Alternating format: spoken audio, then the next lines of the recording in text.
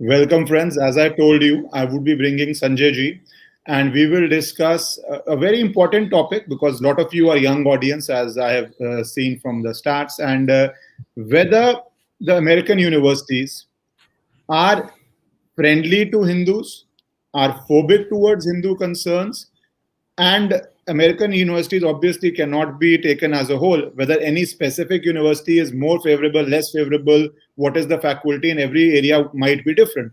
So we will discuss all that issue. And why is it important to discuss this issue is this? Because I was just reading an article in Z Business which says in 2017 almost 2 lakh Indians went outside India to study in US, and that's almost worth 80,000 crores. 80,000 crores. Whereas our entire spend on IITs, IIMs, our education is 39,000 crores. So every year we are spending 2 times in dollars to foreign universities only in USA. And that is why we have to know, and we as a powerhouse can demand, the way I say we have taken over in cricket, that universities be compliant to our concerns. For this, I'm very happy that joining me is Sanjay ji. All of you already know him as Jaipur Dialects, but he has been a extremely important administrator. Namaste. He's been an extremely important administrator in the country. I first have the privilege of meeting him during Jaipur Dialogues at the time when we were in a physical world. And I was lucky enough to go and be a participant, a delegate in his extremely prestigious event. And I hope we come back to the physical world. But till we are coming back to the physical worlds, Sanjay ji, thank you for joining and doing this. And one last line, as anybody who's on this, please, if you are listening for the first time, do join and subscribe so that we keep on talking and having these conversations. Thank you, Sanjay ji, for joining. Happy to be here, and best wishes for your new channel. I hope it grows as phenomenally as your Hindi one did. Thank you. Sanjay ji, firstly, the conceptual question. Why? Because I am happy to inform people, Sanjay ji was telling me Jaipur Dialects has come up with an initiative that will try to rate, and there are a lot of questions I'll get into it. But at a conceptual level, what was in your mind when you felt that this is an important topic to pick up?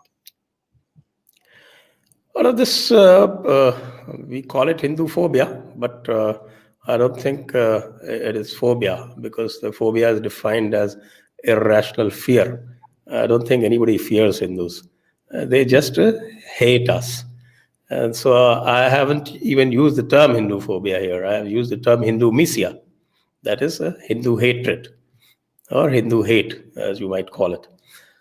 And this I have been looking at historically, both historically as well as the present perspectives. And when I look at the ideological calisthenics that the Western world, especially the Western Indologists, underwent, and came up with all kind of what is called, they're not actually theories, they're labeled as theories, but all kind of prescriptions for us. Those prescriptions starting with things like Aryan invasion theory, then the caste theory. And as I said, these are not theory because nobody ever went through the scientific process of validating them. They simply, because they had the privilege and they had the power to brand everything. So exactly like they do in their Christian world, where the word of the Bible is everything. If they say that you are going to go to hell, then you damn well go to hell. As simple as that. So if they say that, okay, you people don't have the intellect and all your literature is not even worth one shelf of a good library in England, then that's it. So where does that come from? And when one analyzes, then one finds that it actually comes from basically the Christian hatred for the other. And even though they claim that they have civilized themselves and they have kind of now wearing the trappings of modernity and the trappings of civilization. But the fact remains that what they call universalism is basically Western universalism, and that is being rammed down our throat even today. And it is as imperialistic as it was pre 1947. It is as mercantilist as it was in the 18th and 19th century. You can see that in the COVID vaccine tamasha that is going on right now. And I was just going through what Bill Gates said. Bill Gates It's has just said exactly it. that. So this whole business of Western universalism and everybody having to conform to those Western values of so-called democracy, justice, truth, all For that. those, I'll just add one thing. For those who do not know what Bill Gates, the so-called greatest philanthropist in the world, has said, in a time of crisis like this, he's come up with that there is no need to share vaccine patent, the vaccine formula with people. So, and one more thing I will add. Today, our Supreme Court said under, and that I'm not getting into a market debate because Sanjay ji raised it. It is COVID is very important. So I'm just giving information. Then we'll come back to it. Section 92, you can take a compulsory license and share the patent with other manufacturers. I'm not getting into the market debate whether that is friendly to market or not. It's an emergency power, whether it should be done or not. But this is just information that Supreme Court posed this to the government. And in this context, I'm talking about Bill Gates not wanting to share knowledge, which will save lives, and so-called greatest philanthropist. So you have to understand things from the Indian perspective, why this is done. Sanjay ji, my question to what you said is, it's a very interesting point you raised that our Sanskrit ancient knowledge and books and the writings available are still massive, way more than almost anything else. And yet you will not find any serious department in any foreign university where it is either copied or kept or any study or any research done on it.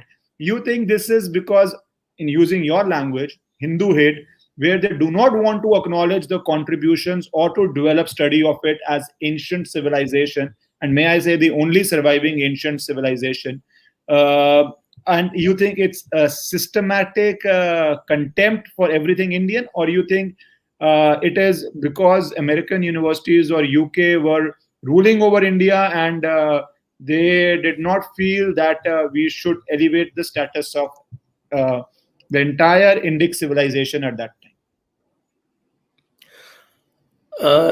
You see, actually, you cut me off in the middle. I'm going through a very nice chain of thought, and I just wanted to I lost kind of track over there. Let me go back to it. What I was saying is that right from the time of Max Muller and John Muir and all that, and then you had these these Christian priests like that in the South, Robert Caldwell and G.U. Pope and all these people. What was their obsession, including Max Muller? Because Max Muller doesn't record. What was his obsession? His obsession was to turn India into, to absorb India into Christianity. That was his obsession. That was also obsession of the Victorian morality of the day. So that they did not succeed for very many reasons, including the 1857 uprising, which kind of scared them off.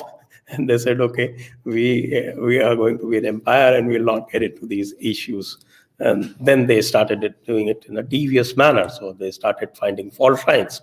And for finding those fault lines, they set up not just various institutions, but various endeavors and adventures.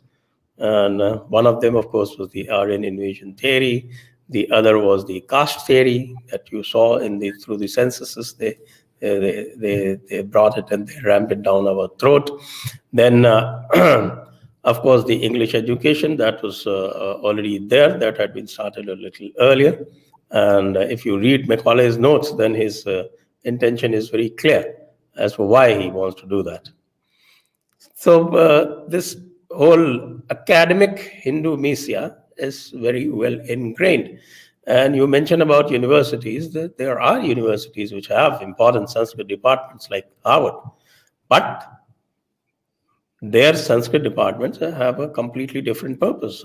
They are not ready to acknowledge that the Sanskrit is the vehicle of our civilization. So they are out there to actually take out the spiritual element from Sanskrit, people like Sheldon Pollock, and then they want to present it back to us like something like what is called a secular language, devoid of its soul, devoid of its atma. Because I prefer to use, as Raji Malhotra says, the untranslatable, the Sanskrit untranslatable in Sanskrit itself, because they do not convey the actual meaning in English. So this whole business is about controlling. This whole business is about control. And because there has been a lot of, I should say, some kind of a renaissance, not because of any active support from Narendra Modi, but simply because that his rise enabled the loosening of those controls by our own leftist intellectual pygmy set, which is basically a colonized slave of these academics in the West. So then we have been battling against these people. This Audrey Trushke comes up with something stupid, or Sheldon Pollock comes with this, or when we are doing this, what is called Aryan invasion theory rebuttals, and these people, they just don't want to give us a platform. They simply deplatform us the way they deplatform us on Facebook and on Twitter. So it's no platform, because all the platforms are occupied by them, and it is due to their grace that they will give us the platform. So Rana Ayub can get a platform, Sabah Naqvi can get a platform, and Dhume, or that wild character, what's his name, Ashok Swamy, can get a platform there. But anybody reasonable, anybody having sufficient depth and sufficient rootedness in the Indian culture, in the Indian scriptures, in the Indian knowledge systems, in the Indian knowledge traditions, is not going to get a platform. Simply because you're finding this cancel culture today, but this cancel culture has been there all along. That is why it is important now to reverse the gaze. And that is why this new venture that I've thought of. Sanjay ji, but there are 2 points in this. I want your thoughts on that. Firstly, with the coming of social media, there has been an immense loosening of hold of the gatekeeper, which, as you said, I'm not getting into the political debate how much Narendra Modi as a prime minister contributed to it or did not contribute at all. It was just a chain of events which were happening in the world, maybe Trump coming there, a lot of events in the world, Brazil, this, or was it just that the gatekeepers lost power, and I think lost power for a bit, till they recouped and started this fact checking from Facebook and Twitter, because it was a new medium. They were busy making money and they were also getting displaced. Once they knew now Facebook is a monopoly, it's a hegemony. Once these people became hegemonistic, then their initial, the concerns of controlling narrative came back after the money was secured. And now you started with this entire era of fact checking. Then you started with people became viral on YouTube and Facebook and other places. And then you had to start with deplatforming or banning them of these places, even though it is not exactly in the business interest. So the first question is, technological shift has been extremely rapid. But do you think it was inevitable that the gatekeepers would go? And one slight question with it, don't you think we are wrong when we keep blaming these platforms? I'm making it a larger question. And the answer from leftist, all of Delhi is full of leftists and Lutyens. So they say, bhai, apna platform bana lo, go create yourself. Why can't you create? How do you counter that criticism? So the second part first. They are actually right. That why don't we create our own platform? So And that will also be answered, I think, in a bit in the future, definitely. Because all these hegemonistic policies, they do not go forever. We know the Americas from the 50s and the Americas of 60s, and we see the Americans today. Where are they? Where's their power? They are now being bullied even by China. Of course, Russia is on another planet. They are so morbidly scared of Russia that they cannot even firm up their foreign policies in a sensible manner, and they're always they are Russian phobic, basically. They are so Russophobic that they cannot even tailor their foreign policies properly. And even though China is the greater threat, they seem to love China because they have, over the last 20, 30 years, they have got their interest, especially the people who matter, the people deep in the establishment have got their interests squared up over there. So all the money is there, sir. Manufacturing yeah, is there, money is there. Of all the leftists, in fact, the liberals, the big tech all the companies. leftists, yes, all the left liberals, all there. But once the technology is there, then it will have its play. Okay, maybe you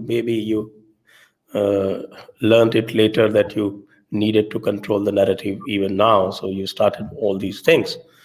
But then once the genie is out of the bag, it's difficult to control it. They will not be able to control it. And if they are making it a challenge to the world, they're saying that, okay, come up with your own platforms. The platforms will come up. And of course, India is actually not a pushover if it realizes its value, like Hanumanji, that he has to be reminded of his strength. So we are people who have, even in the post 91 period, we have always punched below our weight. So I'm not saying that we should be punching well above our weight, but at least be in your own weight category. At least realize what your weight is and be within your weight category. So your first point that this technology shift, this technology is not something that is rocket science. It's open source technology. Open source technology. Okay, they had the advantage of what is called first mover advantage, but then people will catch up. And when we are talking about this particular endeavor, I think you may first describe what exactly it is, because we are trying to reverse the gaze on the universities, the campuses. Why? Because we are feeding the US education business. For them, education is business. And after all the internal seats are gone, they don't earn any profits out of that. All their profits come from places like India and China. And China, they are deeply suspicious of now, because the China has a very well advanced policy of stealing their knowledge. So they're very concerned about it. Indians are the good people, so the good people must be kept under control. We are not about to let it go without challenging it. Sanjay ji, before I have a lot of questions on this, before we deep dive, because you touched on a topic, I just want 2 minutes of your thought before I hit universities squarely. And it is a very important topic because, as I said, we are spending upwards of around 80,000 crores on them. And this is, in ordinary course, it will only grow every year. Sanjay ji, the question is, in this, I would say now, how much responsibility lies with the Prime Minister? And I say it very carefully, technology is there, but shifting people to technology is difficult. Narendra Modi, as a Prime Minister, rose with the technology, and he might have won without the technology also. He would have had his wings. But today, if the top 5 or 10 ministers with actual strong following shift to an alternative platform and give every news 1 hour before on that, before they post it on other platforms, that would bring the numbers. I'm not saying shut down, go into the policies of China where you shut down a foreign media, but just 1 hour advantage at least you will have a massive, massive, massive swing of both the nationalistic audience as well as media, which will force to become to cover the prime minister. And you never know electoral fortunes. It could always change 24, 29, 33, whatever. It could anytime change. Do you think we are sadly missing the opportunity of bringing numbers to any Indic platform, even if it be a government of India platform or any Indian innovators, that the technology is there, but the initial heft we are missing a huge opportunity while the prime minister is the prime minister. I agree. In fact, I agree with you because I think other than the prime minister, most of the others, they still seem to be very much in awe of the West. That okay, वो क्या सोचेगा, गोरा क्या सोचेगा, that seems to be their thinking.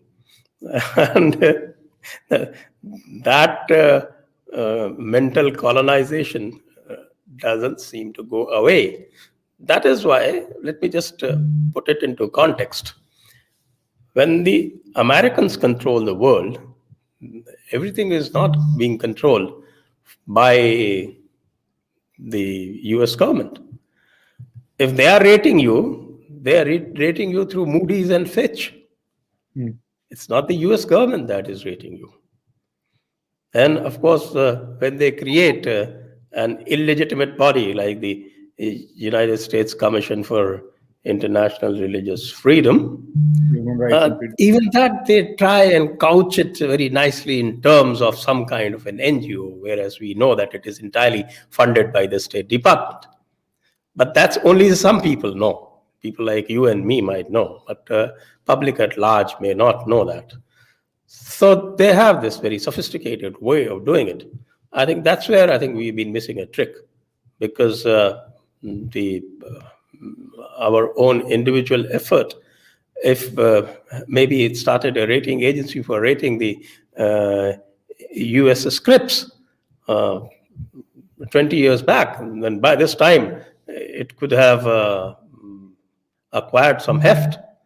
But we did nothing. We seem to be very much in awe of the West. Okay, whatever they do is great. But that's nonsense. I don't subscribe to it at all. There is no way that nothing shows. In fact, if you go back well into the past, that will show that the intellectual achievements of the Indians are 10 times, if not 100, 10 times superior to the West. They have been, of course, great at larceny, and great at, what should I say, plagiarization. That's what they have done. Stealing things from others under the doctrine of discovery. I hope you know the doctrine of discovery. The doctrine of discovery is a Christian doctrine that was brought in by the Pope, I think, 1491. The famous the bull, the papal bull, the bull, etc. That's 1491. And under that, a Christian has a right to anything that he discovers for the first time. So, discovery of India. India got discovered. So, actually, Indians were very good fighters, and Indians were pretty strong that way.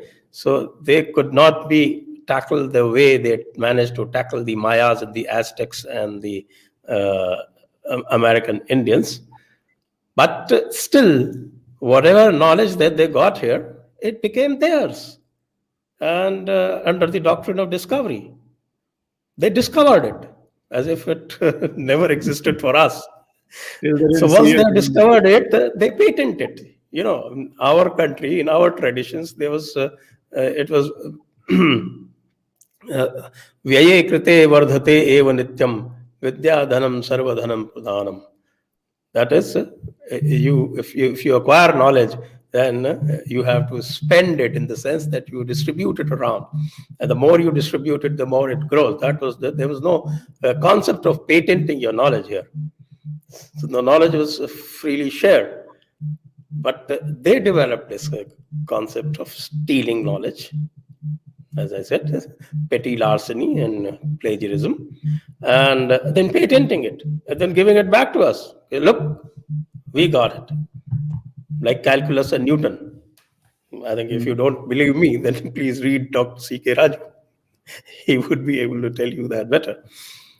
And almost the entire corpus of knowledge that the West got, they got because our progress was impeded by invasions. Mm. So, if our progress had not been impeded by these invasions and colonizations, we don't know uh, where we would have been. So, that of course is speculative. But the whole point is that we will we will make them acknowledge what they have stolen from us. That is one, because that is very important for our self confidence. It is in absence of that that you raise this point that why people do not shift to an alternative approach. That गोरा क्या सोचेगा, हम तो गोरे का गुलाम है अभी भी, हमारा दिमाग अभी भी गोरे का गुलाम है. We are slave of the gora. So we are still laboring under that complex, and for removing that complex, it is very important that we develop our own institutions. Whether they, why should we keep looking at the government all the time? Why can't we do it ourselves? That's the point. Sir, I'll tell you what is. I will differ from you on your last line. Why can't we develop? The problem now is that I talk with a lot of people. Technology is very easy to develop, but the cost of running it, maintaining it, getting new audience, the audience shift is a unique opportunity which only an immensely popular person can give a fighting chance to any technology, because the amount of money needed to be spent is so huge. Because the Facebook, it's super profits, but they keep on spending money in improving the platform. They keep on spending money on improving, let's say, the platform we are on. So that money, which millions and millions of it, or if you take Netflix, the streaming device, it is a huge, big business now. We are not in the stage where anything good is something new and people just join it. Now I know so many nationalists also, I'm not taking names, on one or two platform, if there is just one technical glitch, they will say, leave it. Why are we wasting our user experience? Our user experience is not good enough. So any new platform now has to compete with the user experience that a Facebook or an Instagram or a thing can do. And that honestly is a very difficult task unless we come up with some new innovation. I don't know what. It either has to be a new innovation, and then it doesn't have to be an innovation which can get bought out by Facebook. The innovator has to be careful enough, because they can spend anything to buy you out, right? For them, it's peanuts. If they actually think the technology is good, they give you 50 million or 100 or 500. It doesn't even matter to them. It's academic. And secondly, the number game. That is why I said it is now not so easy to just say, why don't we develop a platform? How do we get the numbers on the platform? And is the government at least not doing what China does, but even less than that, not giving them a fighting chance of something new first, that the first news, and if the PM goes, then you can push, request other icons, sports, music, any icon, to post 1 hour before there. You can try that in a free market way. But without that, how do you get the numbers to make a platform sustainable? Then it becomes academic. See, there are two things in this. The first point is that the point that you're raising is similar to the earlier point. Not exactly the same, but similar. And to that, I said, yes, I agree. So I don't disagree with you on that, that the government joining some kind of effort is important.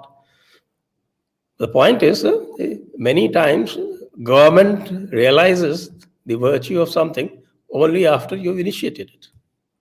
Okay, sometimes governments are not great innovators. They cannot be. By definition, they cannot be.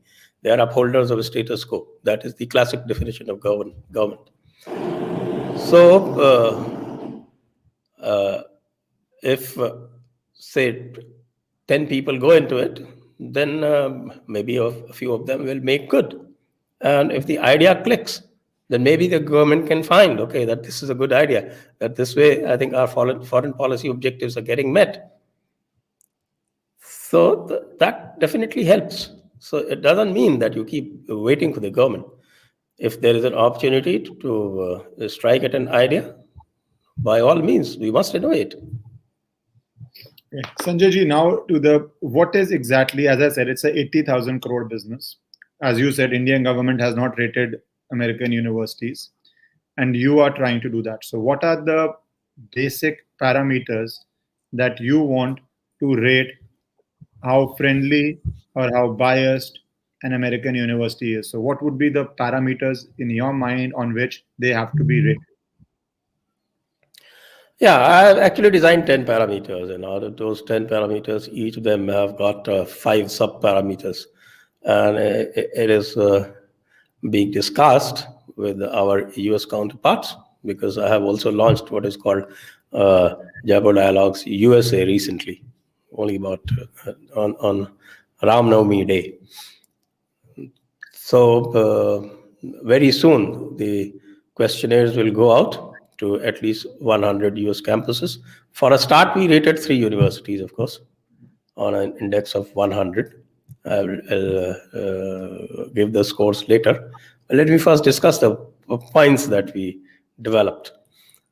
That is okay. That's for first of all, if we say that we propose to create an index of Hindu friendliness for various academic institutions. We judge them for their Hindu friendliness. And of course, this is just the start, because later on we would like to go to the multinational corporations, the other institutions, and the focus, of course, will be on the West. Uh, our Arfas and Zanobs and uh, what is called Rana Ayubs can relax for the time being. Of course, we'll come for them as well later on. So then maximum students and professionals seek degrees and employment outside India in the West. So we have focused on the West. So I'll just read out the 10 points that we have developed. And then I will tell you how three major Western universities fared on them. Okay? Those points are: number one, Hindu food availability on campus. That is defined as Hindu vegetarian food and non-halal meat. Okay, this comes out of our interactions with the students. This is where they find it very difficult. Then the second point is Hindu misia in faculty, not Hindu phobia. You say Hindu misia in faculty because faculty like Audrey Trushke is positively Hindu misic. She simply hates Hindus, and that is quite obvious from her utterances. Number three is Hindu misia among students. Now, that is also a very, very important factor in today's cancel culture, because we have this cancel culture in the US today. And you saw what happened to Rashmi Samant in Oxford. Then the number four is availability of Hindu administered courses on dharmic themes. Now, this is an initiative that started, and you already have Hindu run departments on dharmic themes in universities like UCLA, University of California, Los Angeles. Then another very important point for Hindus, the availability of self-administered temples on campus. We surveyed many, we didn't find any. Not on the campus, maybe somewhere outside in the city, maybe somewhere, but not on the campus at all. Then we need a robust grievance redressal system, and we didn't find it. When we had this problem in Rajas, the grievance redressal system simply failed. And it was with a lot of effort from the entire Hindu community around that we could get them to do something. And we could get them to adopt a definition of Hindu phobia. And okay, they probably thought Hindu phobia would sell, though actually it is Hindu misia. But even if they get Hindu phobia adopted, a definition of Hindu phobia adopted, good. Then celebration of Hindu festivals and cultural events. Now, that is not at an individual level, because they celebrate Christmas. The universities celebrate Christmas as institutions. So what about celebrating our festivals? Then, as White House does now, that is the beginning was made by White House. Absence of colonial narratives in syllabi and coursework. Of course, this is the higher the absence, the higher the marks. So that is why it is worded like this. When I say this, I have particularly Harvard in mind, because their Sanskrit department is all promoting just the colonial narratives. Then a lot of archaeology and other departments is just promoting colonial narratives. Then we have availability of Indian language courses. Now that will give relief to a lot of universities, because a lot of universities have started introducing Indian language courses. Then the 10th one, of course, is slightly subjective, and we are trying to nuance it a little further. That is a bias in placement services.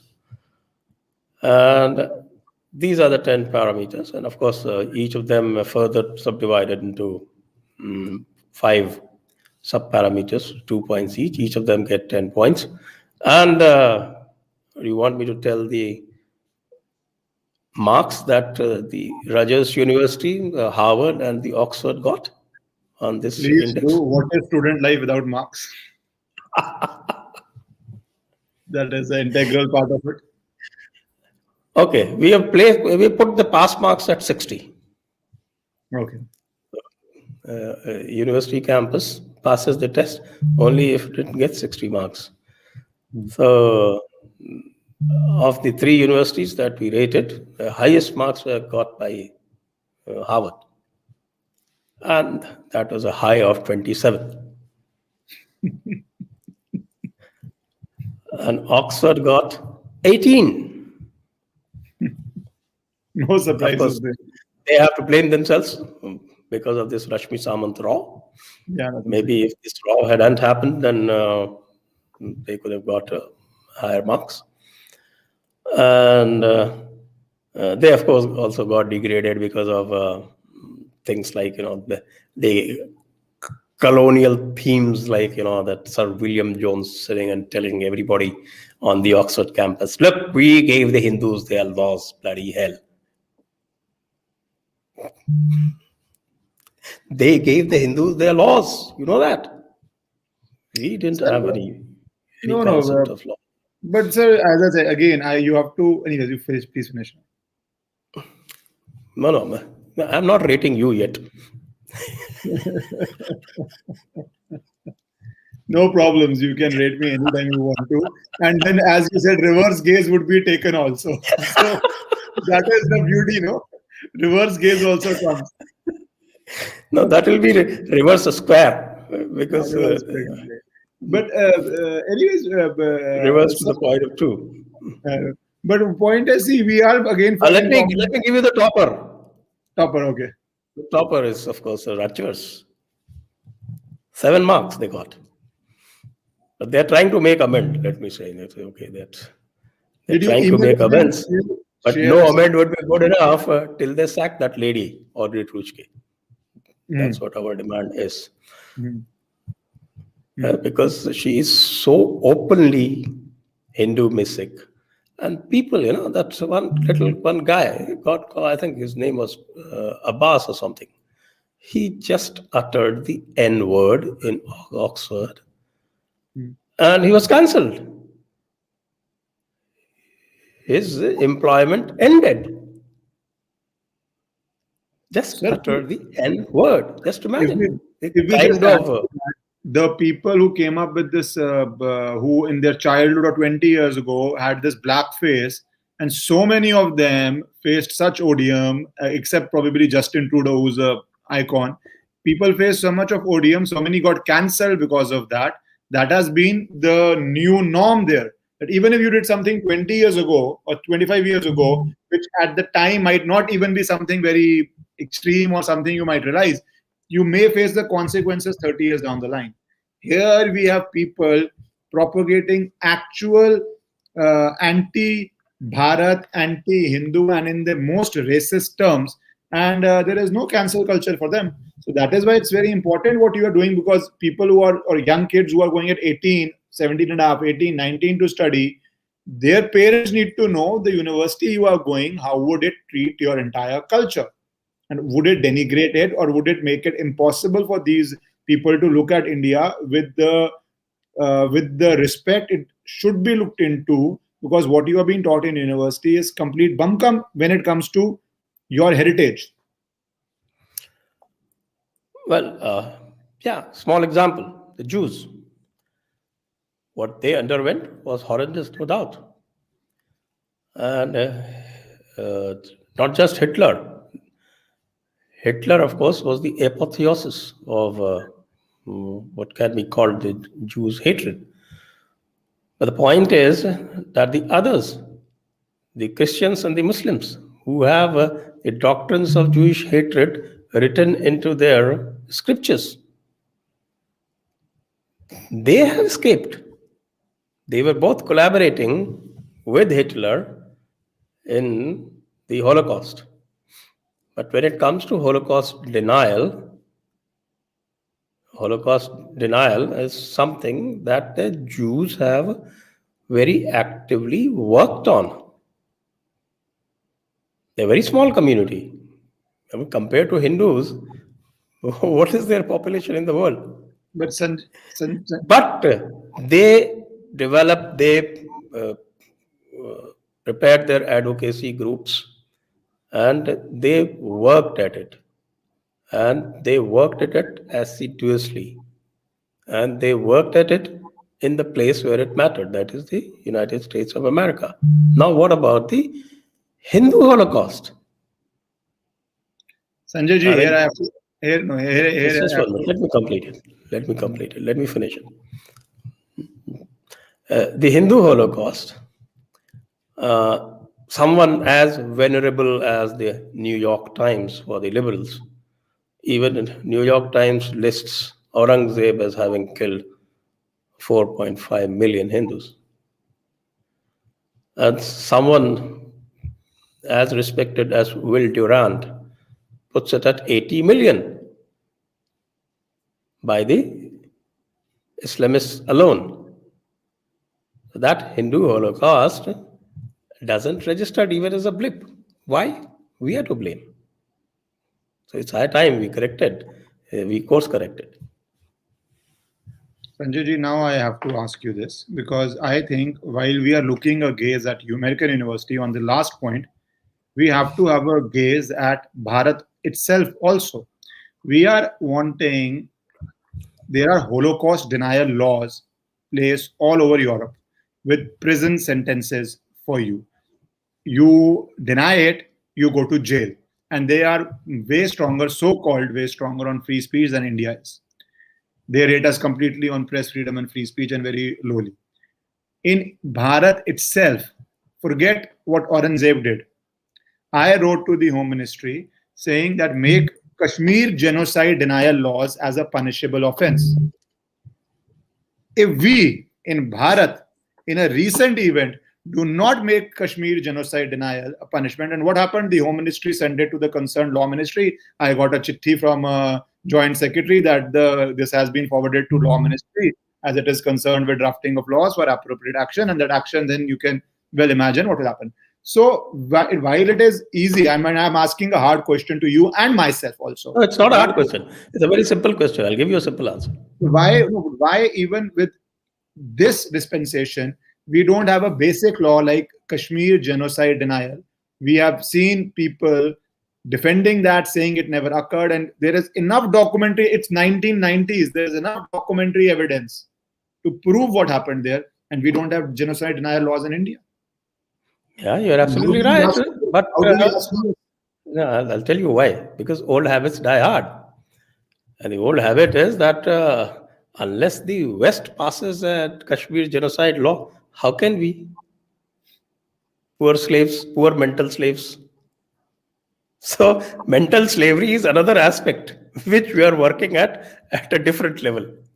When I wrote to the Home Ministry, I documented at least 20 countries, 25 countries, different punishments for denying Holocaust. Rightly so. And not one section you can add. You have to get a Kashmir Holocaust law passed maybe in the UK or in the US. And the day they do it, even if a council does it, like Chicago Council, even then we will think about it. But then that is the so then, sir, And that then is these councils, they keep passing all kind of resolutions against it. And there's Hmm, not one damned council in India hmm, hmm, that thinks of passing hmm. some kind of a resolution against the US. Yeah, true. But That is why I have begun from the US. This is the reason. Because I know that this in India it works in a very different circular fashion. yoga gets famous there, then it gets famous in India. Yes, all the gurus they get famous there first before they are acknowledged here. But the problem is when it gets famous there, they start passing it off as a non-Hindu thing. That is I the problem. know. I challenge Sadhguru on that. I don't Uh, know whether you watched that particular episode.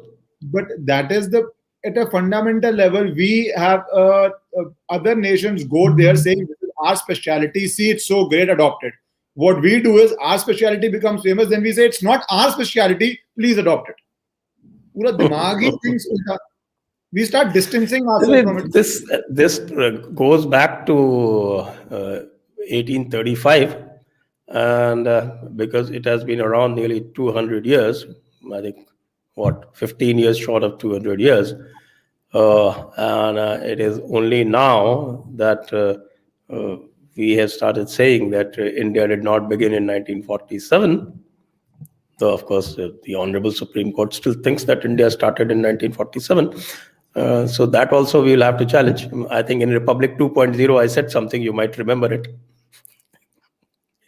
Sir, So that's a now different you matter. are a lawyer. Now you are a lawyer. One expects you to take it up now. Now you are a lawyer. For those who do What? not know, For the Sanjay lawyers, ji for the lawyers, 1 rupee is fixed. So where's the is problem? so, as for those who do not know, Sanjay ji is a lawyer now, and one expects him now to take it to the court conclusion, the logical conclusion, or at least try for a logical conclusion in the court. Rest is in the hands of the court, as I would say. And an example of the Sanjay ji, I was in Germany, and this is something I will share with you. You know how much that वो जो पत्तल में मिलता है लंगर आपको बाहर कहीं पे भी मिल जाता है. That pattal, green pattal, is being sold for 7 euros in Germany as a biodegradable, clean way to eat food. And I felt दीवार पे जाके सर मारो, हमारे हर मंदिर, हर गुरुद्वारे में, हर जगह आपको वो ग्रीन पत्तल मिल जाएगा. Yes, you probably need to package it better, but in 20 rupees you get 10 or 20 of that, and they are selling one for 7 euros, one for 7 euros, and they are sold out. The capacity augmentation was happening there. So when I said your kids would come to you and tell you, please spend 300 rupees, eat in this leaves ka bana hua plate because it is biodegradable, then you will eat. And they will put some fancy company's brand name and you will eat it. But when you have the technology here, you will not make a slightly better presentation in a factory so that it's strong and it can, and use it. This is the reality we are dealing with on such basic small levels. Once it becomes from Germany, if it becomes big in US, you will see it all over the high-end Indian houses eating in plates made of green leaves. You're quite right. You're quite right. You're quite right. This is, in fact, you have summed up a lot of my arguments. So, To your last question, my last answer. so, Sanjay ji, wishing you all the best with this endeavor, and all the students here, please follow that endeavor so that you are going to universities which will be taking into account your cultural needs, your social needs, and so that you find it much easier to adjust there, and you have the economic power to do it.